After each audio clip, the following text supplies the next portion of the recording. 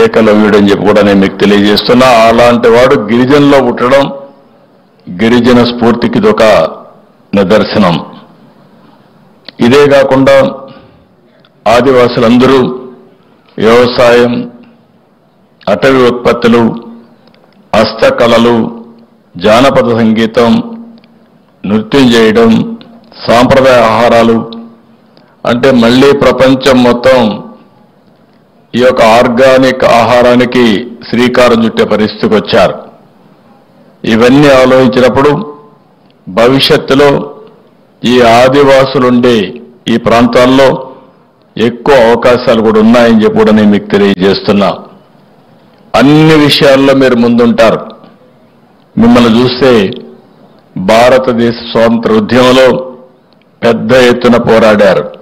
Birsa Munda, తాత్వా bill, మన తెలుగు రాష్ట్రం నుంచి కొమరం భీం వంటి వాళ్ళు బ్రిటిష్ వాళ్ళ గుండెల్లో రైళ్లు పరిగెత్తించి స్వాతంత్ర ఉద్యమాన్ని నడిపిన విషయం మనం గుర్తుపెట్టుకోవాల్సిన అవసరం ఉంది. అదే మరిగా అల్లూరి సీతారామరాజు గిరిజన ప్రాంతంలో మీ అండతో, మీ సహకారంతో అక్కడుండి బ్రిటిష్ వాళ్ళ ఆధిపత్యాన్ని ఎట్టి పరిస్థితుల్లో అంతం చేయాలనే ఉద్దేశంతో పోరాడాడు, ప్రాణత్యాగం చేశాడు. అందుకే శాశ్వతంగా ఆంధ్రప్రదేశ్కే కాకుండా ఈ దేశానికి ఒక ముద్దు బిడ్డగా మిగిలిపోయే పరిస్థితికి వచ్చారు. అలాంటి స్ఫూర్తి మీ అందరి ముందర ఉందని చెప్పి కూడా నేను మీకు తెలియజేస్తున్నా. వీటన్నిటికి కూడా మీరు చేసిన త్యాగాలు కానీ, మీరు ఇచ్చిన మద్దతు కానీ ఎప్పటికీ జాతి మరవదు. అలాంటి విషయాల్లో మీరు ముందుకు పోయారు. ఈరోజు మన దేశంలో మీరు ఒకసారి చూస్తే మన రాష్ట్రంలో అయితే 5.53% ఆదివాసులు రాష్ట్రంలో ఉన్నారు. దేశం మొత్తం 10,42,00,000 మంది గిరిజనులు ఉన్నారు. ఆఫ్రికా తర్వాత ప్రపంచంలో 2వ స్థానంలో గిరిజనులు ఉండే దేశం భారతదేశం. ఇంకొక పక్కన దేశం మొత్తం 8.6% గిరిజనులు ఉండే పరిస్థితి.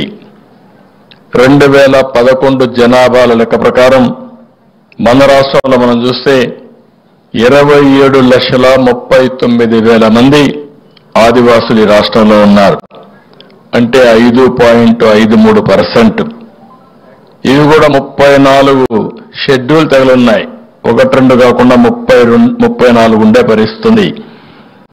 అయితే మొత్తం 6,45,000 ఎస్టీ కుటుంబాలున్నాయి.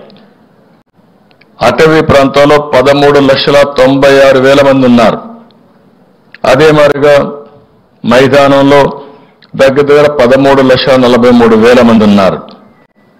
ఈరోజు మొత్తం చూస్తే అల్లూరి సీతారామరాజు, పార్వతీపురం, మన్యం, విజయనగరం, ఏలూరు, అనకాపల్లి ఇలాంటి జిల్లాల్లో 36 మండలాల్లో 3,512 రెవెన్యూ గ్రామాలు షెడ్యూల్ గ్రామాలుగా, షెడ్యూల్ ప్రాంతాలుగా, ఐటీడీ ప్రాంతాలుగా మనం నామకరణం చేసుకున్నాం.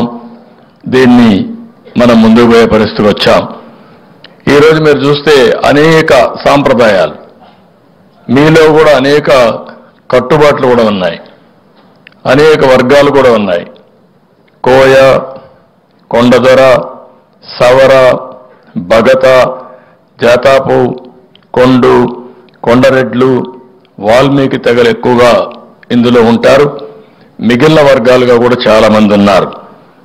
అదే ప్లేన్ ఏరియాకు వస్తే, మైదానానికి వస్తే యానాదులు, ఎరుకల, సుగాలి, చెంచులు ఇలాంటి చాలా వర్గాలు ఇంకా ఉన్నాయి. అంటే మొత్తం ఎన్ని చూసినప్పుడు అటు మైదానం, ఇటు ఏజెన్సీ ప్రాంతాల్లో సమానంగా ఉన్నారు. కానీ మైదానంలో ఉండే వాళ్ళ జీవన ప్రమాణాలు కూడా అంతంత మాత్రమే ఉన్నాయి. ఇది చాలా బాధాకరం అని చెప్పి కూడా నేను మీకు తెలియజేస్తున్నా. ఏజెన్సీ ఏరియాలో ఉండే వాళ్ళ జీవన ప్రమాణాలు ఇంకా ఒక విధంగా చెప్పాలంటే కనీసం రోడ్లు కూడా లేకుండా అవస్థపడతా ఉంటే మామూలుగా అందరితో సమానంగా నివసించే మైదాన ప్రాంత